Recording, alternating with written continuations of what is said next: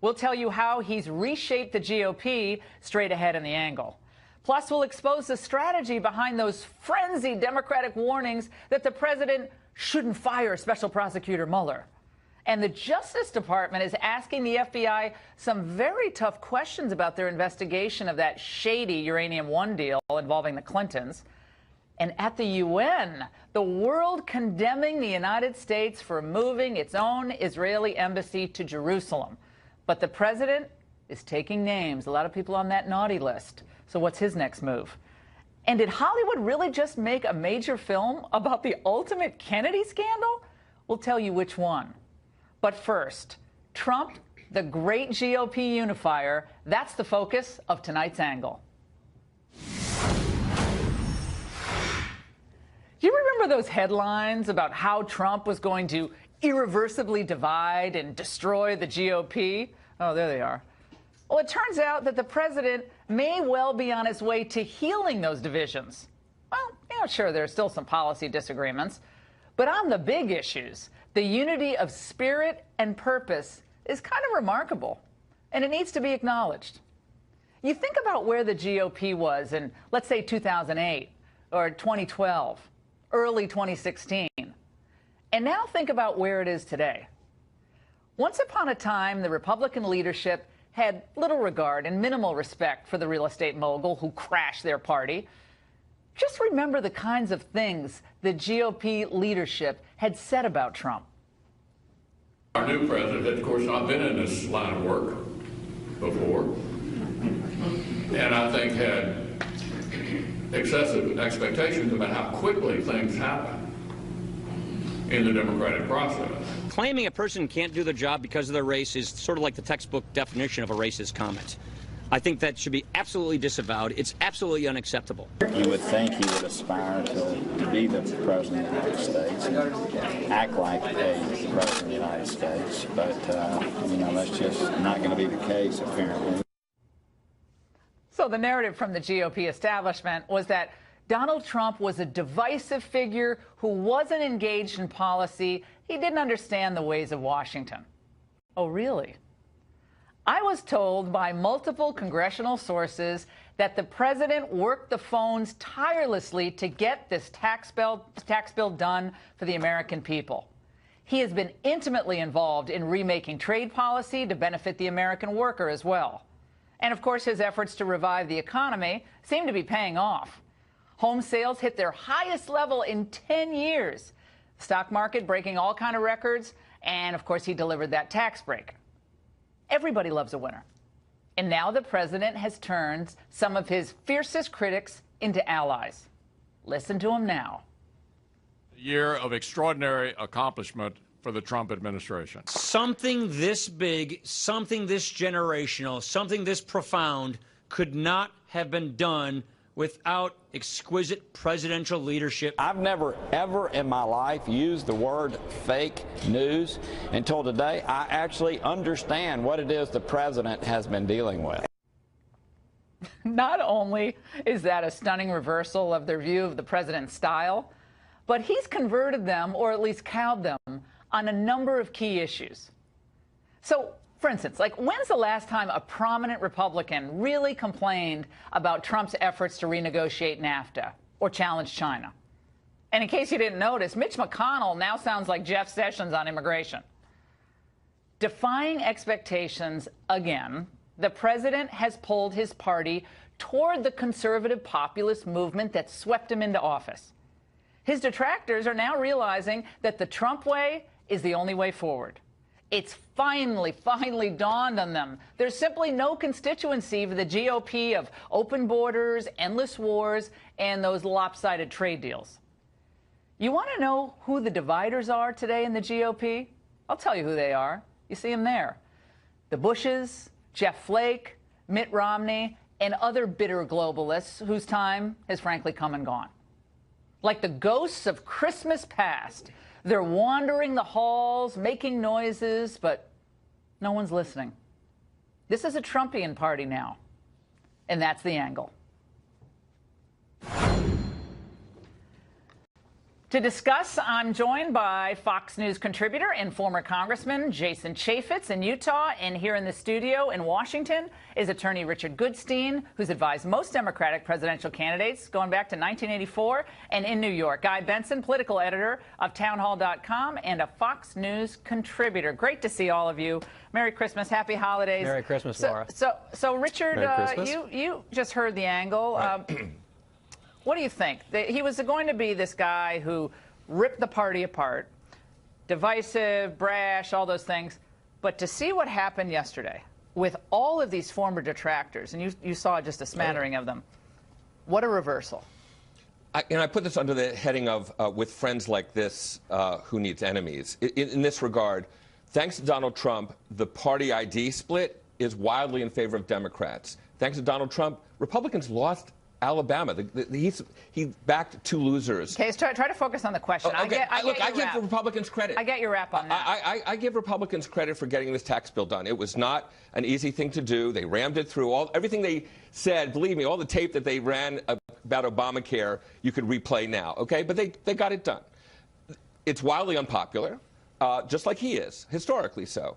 So, I mean, you know, in the generic ballot, Democrats are way ahead. So, I mean, I think we have to kind of see what's going to happen in the 28 elections. Pretty much every single election that's happened since Donald Trump has won has been plus 20 or so for the Democrats. Congressman Chaffetz, let's go to you on this. The generic ballot in 2016 was a disaster. In Ohio, it was pretty bad for Trump. Pennsylvania was going to be his Waterloo. Wisconsin, there was no way he was going to win. Of course, he won and surprised all the critics, the pollsters, and so forth. But it struck me yesterday, and especially watching McConnell, Ryan, even that little bit of concession from Corker, I think they've moved toward him more than he has moved toward them. Yeah, look, America wanted a disruptive president. They didn't like what was happening in Washington, D.C.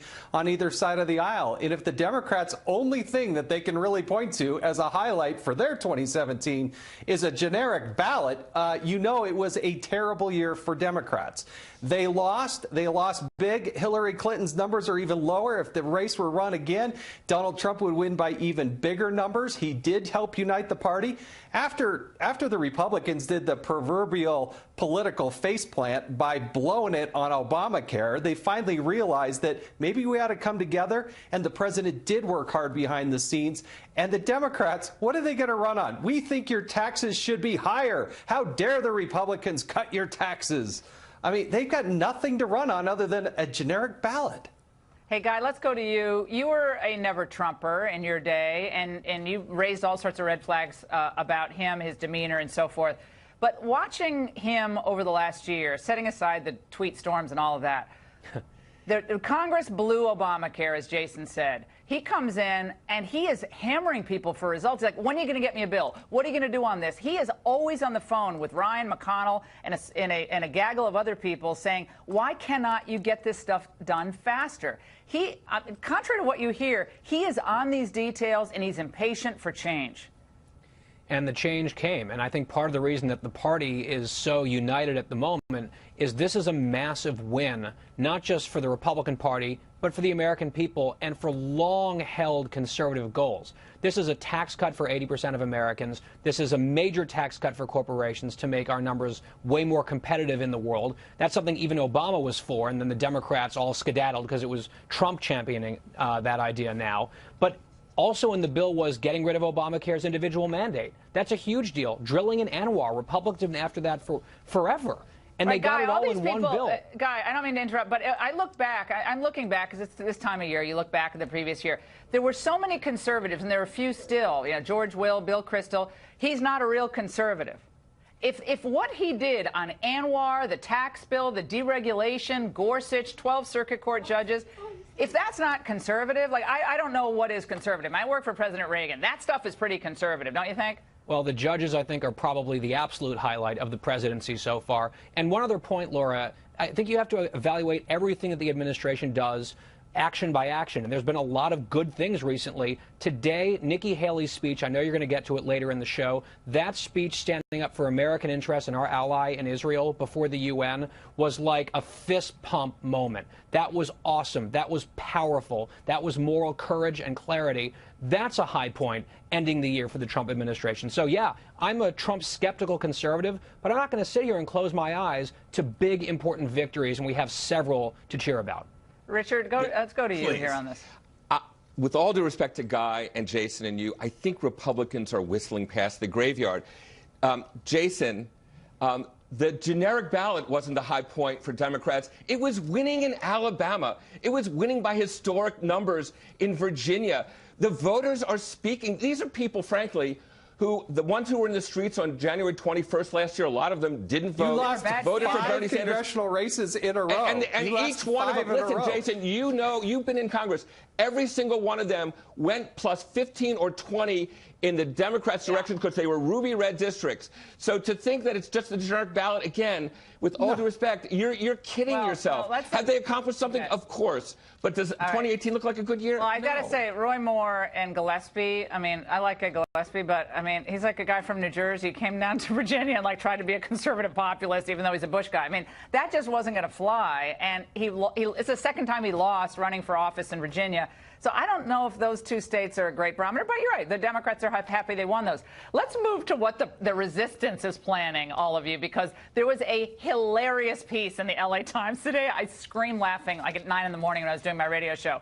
The title is "Protesters Stash Bullhorns and Hot Chocolate Just in Case Trump Fires Mueller." All right, Jason, I got to go to you on this.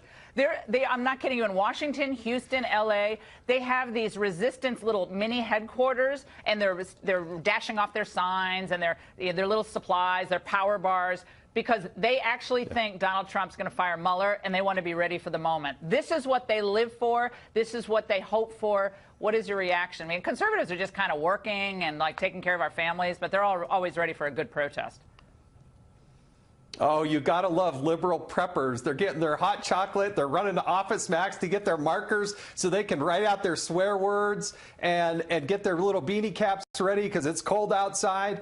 But the president has said he's not intending to fire Mueller.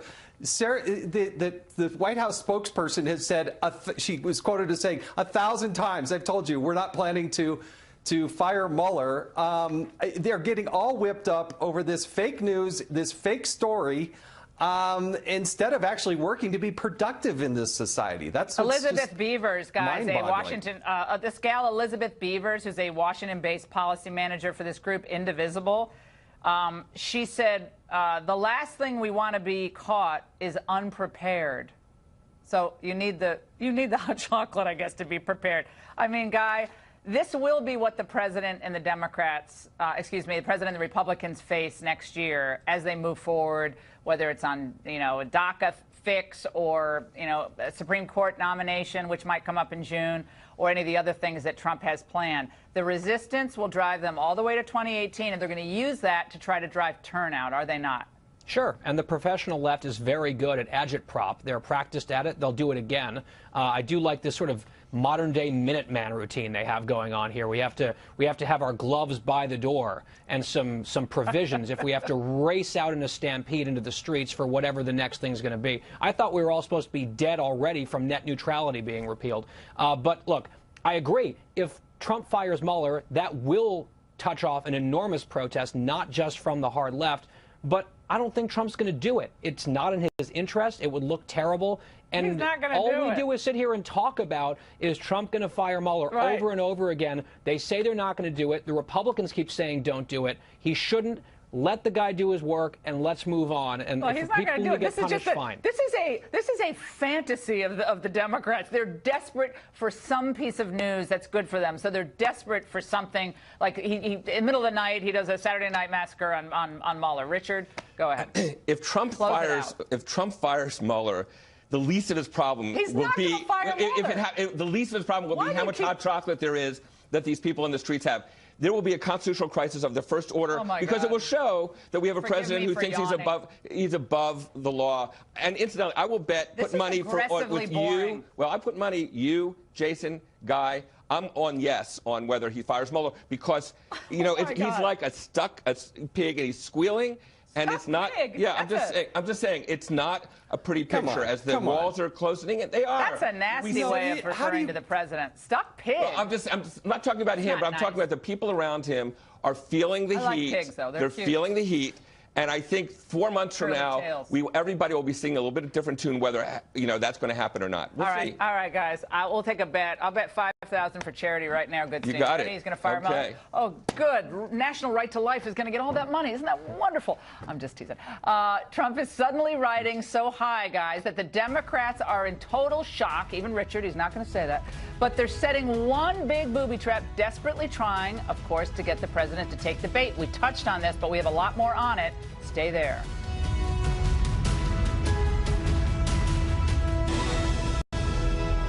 There's no way he's going to fire him. There's no conversation about that whatsoever in the White House, Chuck. Listening to Republican members talk about a coup and talk about criminal activity in the FBI, that will encourage the president to think that he can fire Mueller with impunity.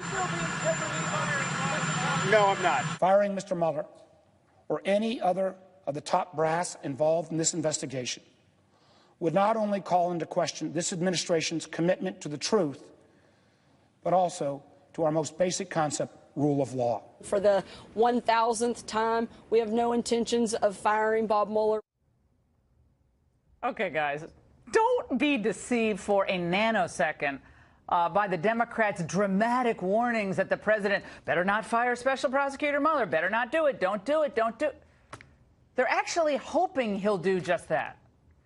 Now that the credibility of the Russia probe is tarnished, after all the bombshell reporting we've been doing on this show across a couple of great news outlets, the anti-Trump bias of the investigators is off the charts. Firing Mueller may be the Democrats' only hope at this point. There's only one problem for them. The president isn't falling for it. He outsmarts them every time.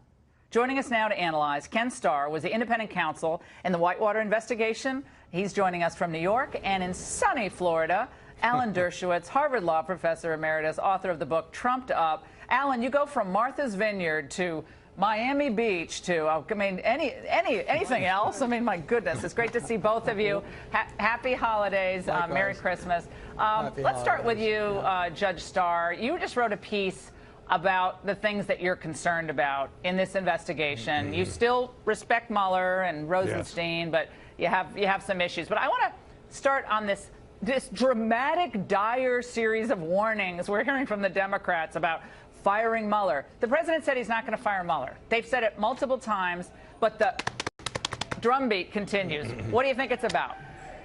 I don't know what it's about, but it's just it's a cul-de-sac. Because the president, I don't think, is going to fire Bob Mueller. He's being advised to. Some folks, very wrong-headedly, are saying, you need to fire Bob Mueller. Bad advice. It's the wrong thing to do. But I don't think the president is going to fall for it. And in fact, we hear from the White House, and we hear from the White House's lawyers, from the president's lawyers, not going to do it. It would just be terrible. We don't need another Saturday night massacre. Should Bob Mueller have been appointed in the first instance? It's a fair question. Back in May, I was saying, let's do not have a special counsel. I think and I agree with Alan on this, we overly criminalize so much of life in our politics together. We need to stop that. And so I'm also very concerned about the calls for the appointment of yet another special counsel. Wow, it's ridiculous. I think it's all wrong. Yeah, let's go to Alan Dershowitz. Alan, on this issue of the Mueller firing, I mean, you get the sense that the Democrats are just kind of running out of steam. I think there's nothing happening, at least not yet, on the Mueller investigation that we know of, at least. So it's almost like they have to keep the fumes going, and this is all they have. I mean, all day on the other networks, that's all they're talking about. Right. Look, my liberal colleagues on the left have been proved empirically wrong in everything they've said. They said the Supreme Court would strike down the travel ban. It looks like they're going to uphold it. They said the emoluments clause has been violated. Today, a federal judge said that's a nonsensical argument. They were wrong about Flynn. They're wrong about firing Mueller. They've just been wrong. And it's not because I'm smarter than they are that I've been right and they've been wrong. It's they put hope over reality. I'm just an analyst. I'm just calling it as I see it, and it's easy to be right if you're objective and call it the way it is. I think what's happening is both sides are playing the refs, but I think the Trump side is playing them smarter. What they're doing is keeping the pressure on Mueller. They're questioning his integrity. They're challenging whether he had conflicts of interest. They're questioning whether he should have gotten a warrant. And they're hoping that since they're putting pressure on him and he has such concern about his reputation, that he may lean over backwards in a close case to support the Trump side. And the other side are playing the refs. They're just saying, if we push hard enough and say he's going to fire him, he's going to fire him, he's going to fire him, maybe we'll goad him into firing him. But right now, the Trump side is coming off better because I think they have Mueller where they want him. And the last thing Trump should do, and I think would do, is fire Mueller at this point. No. The firing Comey wasn't the best choice. Obviously, the last thing you want to do is that wasn't a smart Judge. move. Judge, I want to go to you. Move. Yeah, I want to go to you on the Uranium One reopen of the investigation that Jeff Sessions has announced, and looks like they're going to look at that all anew.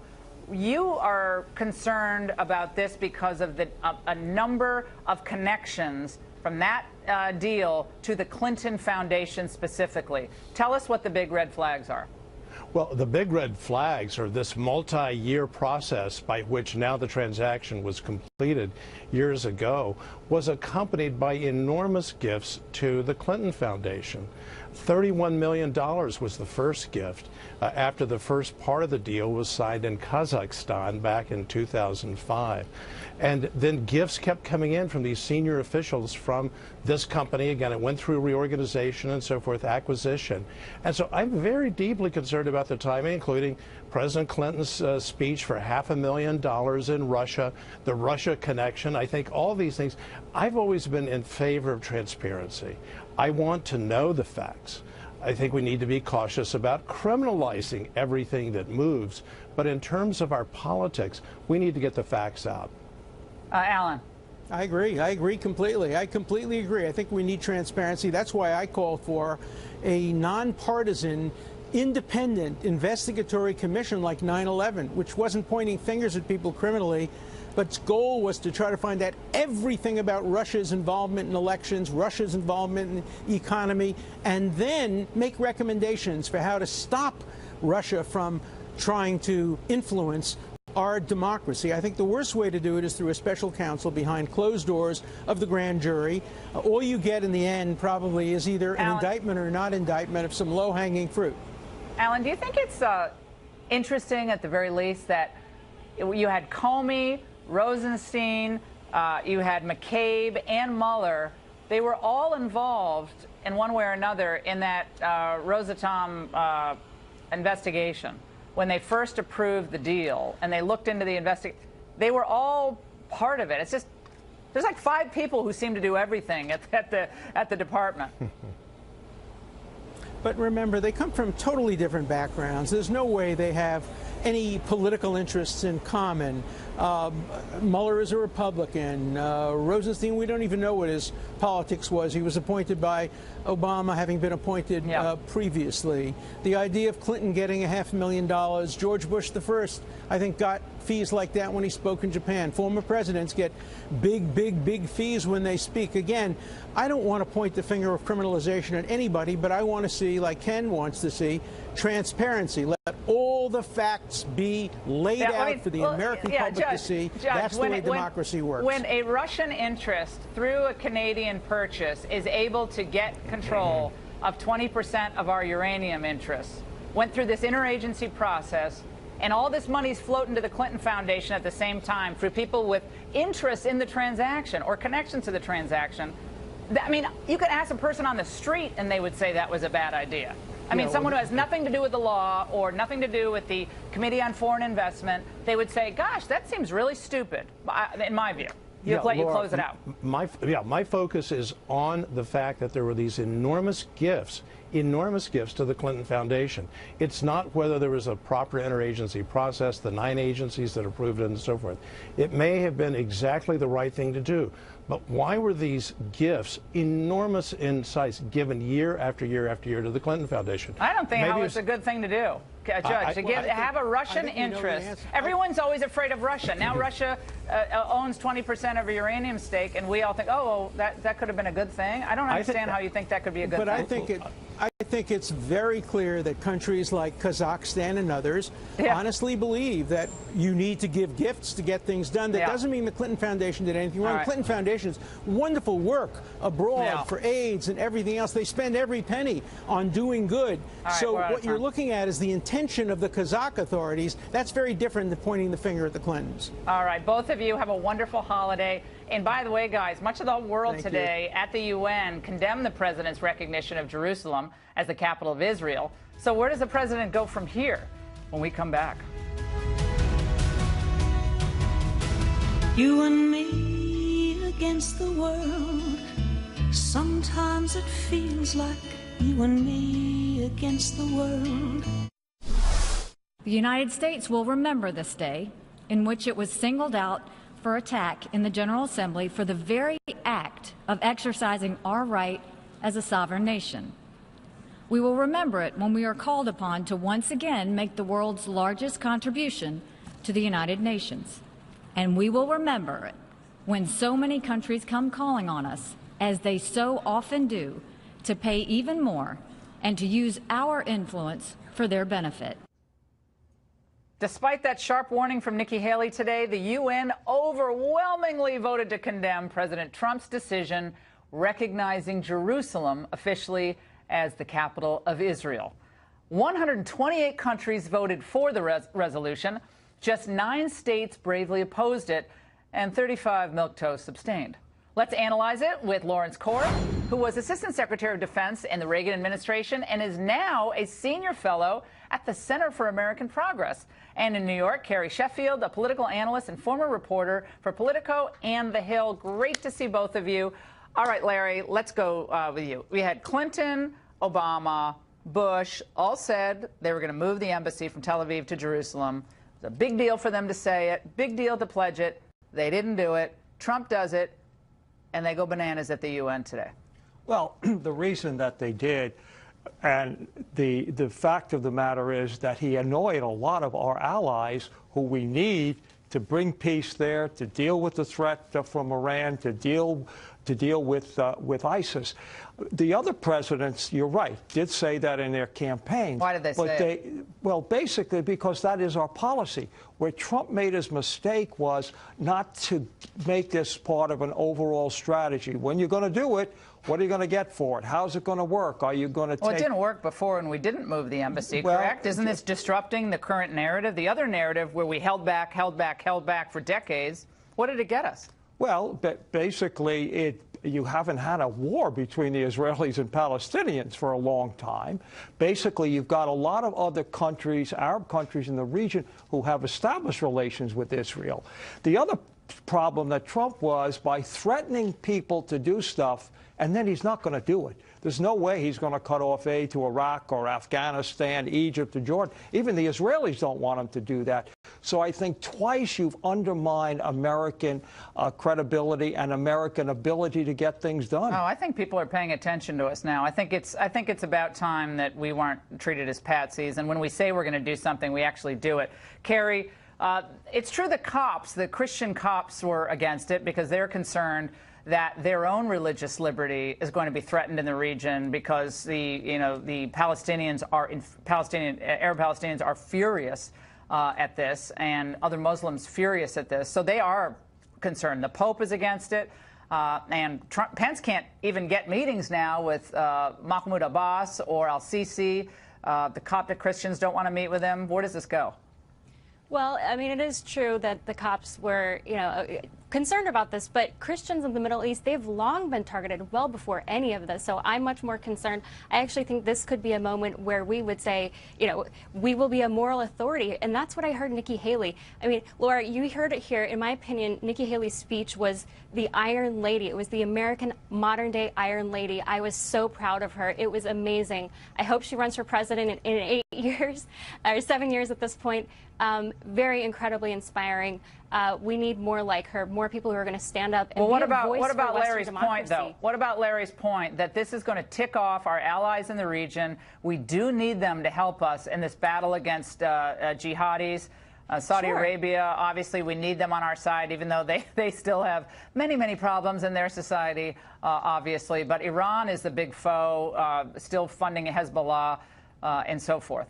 Sure, absolutely. I mean, I think that Larry completely overstates the risk. He basically said we're going to go to war over this. I think that that's being histrionic. I will say that this president, his very first visit overseas was to Saudi Arabia. That was unprecedented. And everyone said, oh, why is he doing this? He's disrupting it. So all talk and no action. That was a mantra throughout his campaign. And that was what all the prior presidents said about moving the embassy and recognizing the capital. And so he did back up that talk with action. All right, guys, so that's here, to be respected. I want to show you 3 of the countries that voted against us. Venezuela, they're starving their own people. Syria, they gassed their own citizens. And Yemen, currently engulfed in a civil war. Are those the moral arbiters, Larry, that we're supposed to listen not, to? But look who voted, the British, the French, okay? And as we mentioned here, the countries in the Iraqis who just finally defeated ISIS and are moving toward a democracy. You like Trump? I worry about what he says and then doesn't do it, and then some of the things he says. He's already today said, well, maybe we'll look at other things before we cut off the aid. And, But do you think America's actually stronger, and I ask this in all seriousness, in a stronger position today than we were a year ago? No. You don't? No. Wow. Oh, vis-a-vis China and Russia, we're not a stronger power and more clear in our standing up for American interests? The president said he's going to do this to China. He said, we are. We're putting tariffs on. We're putting tariffs right now on goods that China is siphoning through other countries like Vietnam, aluminum products coming into the United States. What he didn't do was sign the Trans-Pacific Partnership that would have got all the countries so you're a in the region. Yeah, so Laura, you're a big globalist. You're more of a Bushy, right? Really? I mean, you're not a conservative populist. That's fine. I mean, that era is over, but that's okay. Go ahead, Carrie. I was just going to say, he worked for Reagan. Is my earpiece working? I'm surprised. But, ISIS has been